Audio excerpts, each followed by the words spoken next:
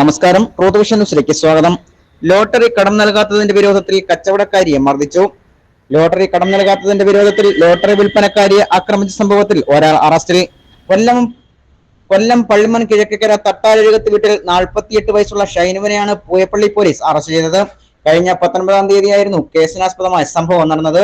മിയണ്ണൂരിലെ lottery വ്യാപാര സ്ഥാപനത്തിൽ എത്തിയ ഷൈനു സ്ഥാപനത്തിലെ ജീവനക്കാരിയോട് ലോട്ടറി ടിക്കറ്റുകൾ കടം ചോദിച്ചു. കടം നൽകാനില്ലെന്ന് യുവതി പറഞ്ഞതിനെ തുടർന്ന് പ്രകോപിതനായ ഷൈനു അക്രമാസക്തനായി. തുടർന്ന് യുവതിയെ ദേഹോപദ്രവം ഏൽപ്പിക്കുകയായിരുന്നു.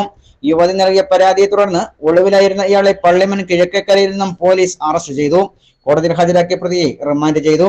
പൂയപ്പള്ളി CI ബിജുവിന്റെ നിർദ്ദേശപ്രകാരം SI-മാരെ ബാലാജി എസ് കുറുപ്പ്, ബിനീഷ് പാപ്പച്ചൻ, അനിൽകുമാർ, ബിനു ജോർജ്, CPO-മാരെ വിപിൻ, ബിനീഷ് എന്നിവരടങ്ങുന്ന പോലീസ് സംഘമാണ് പ്രതിയെ അറസ്റ്റ് ചെയ്തത്. Truth vision news, Pooyappally.